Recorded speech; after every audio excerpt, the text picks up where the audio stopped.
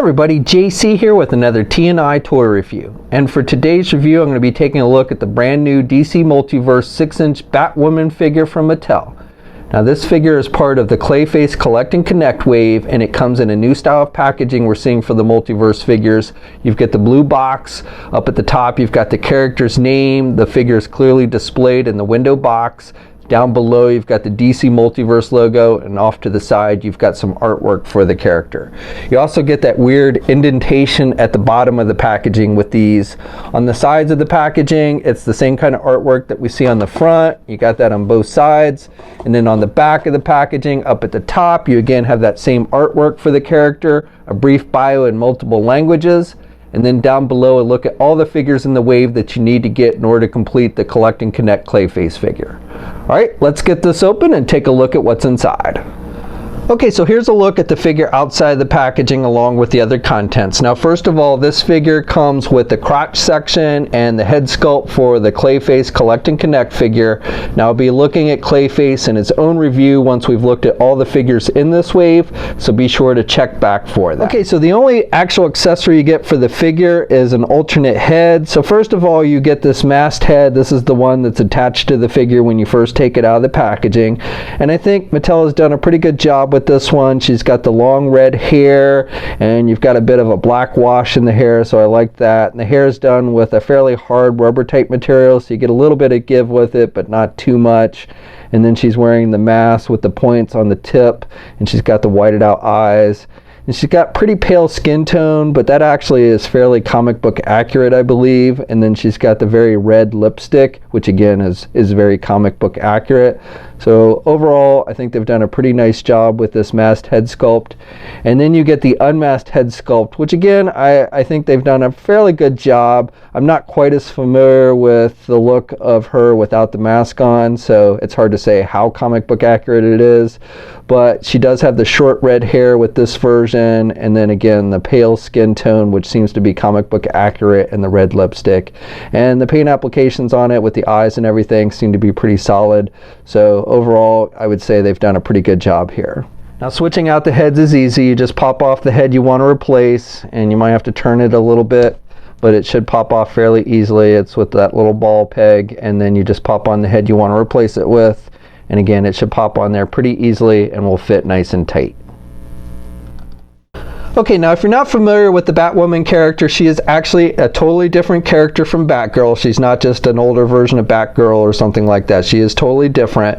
The character of Batwoman originally appeared in the comics back in 1956, I believe it was. And it's kind of funny because the original character, I read somewhere, was created to essentially be a love interest for Bruce Wayne to combat the idea of Bruce Wayne being a homosexual.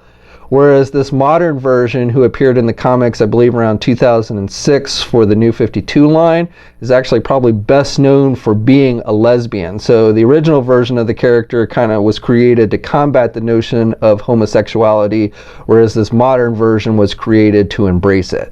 So just kind of a different sign of the times, basically. But overall, I like the look of this figure. I do have a few minor complaints. Primarily, I think with the red colors on the figure here on the chest and the gloves and the boots, I think it would have looked better if they'd used a more glossy looking red paint. That's kind of how it appears in the comics. It's a more shinier red.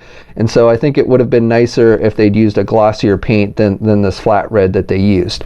Also with the symbol on her chest, which is just painted on there, the best way I can describe it is that to me it looks too fat. I think in the comics it's a more sleeker looking bat symbol with, you know, finer points on the wings and everything.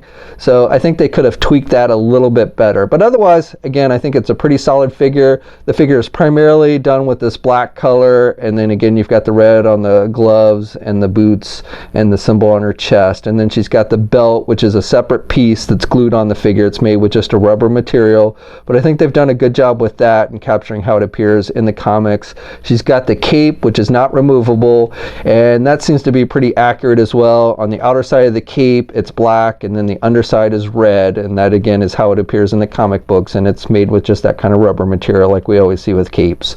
And then she's got the little points on her gloves like we always see with Bat characters. So overall, like I said, it's a pretty solid figure as far as the look of it. I think it would have looked even better if they'd used a glossier red on the red portions and then tweaked that bat symbol on her chest just a little bit. Okay, so this figure stands, if you count to the tips of her ears, just under 6.5 inches tall. And here's a comparison with the Multiverse Rebirth Batman, Burnside Batgirl, and Damian Robin figures. So for articulation on this one, you can turn the head to the left and to the right, even with the long hair, and then she can look down about that much and really can't look up at all with the long hair. You can get a little more back movement with the alternate head with this one. And then with the arms, you can get it out good. You've got good rotation there at the shoulder. She does not have a bicep swivel. She does have a rotation at the elbow, and then she only has a single hinged elbow, so she can bend her elbow about that much.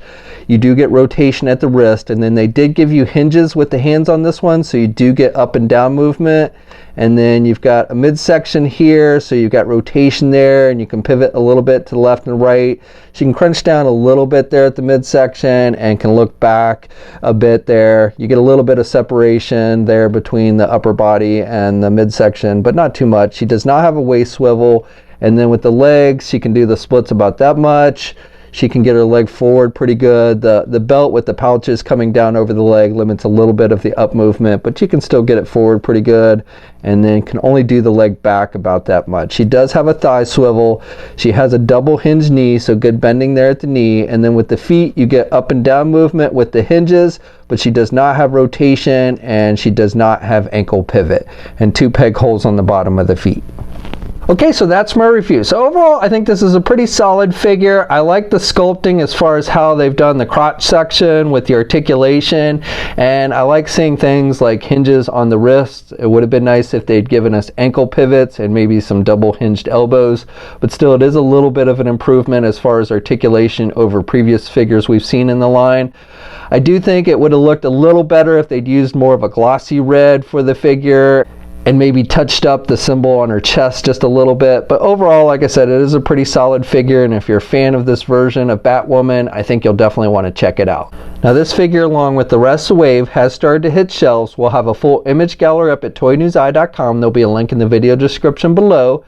As always, leave a comment, let me know what you think. If you're so inclined, please like the video. Also, please hit that subscribe button down below if you haven't already. I'd really appreciate it. You can also follow me on my Facebook, Twitter, and Instagram accounts. I have links to those in the video description as well. And until next time, guys, I'll catch you later.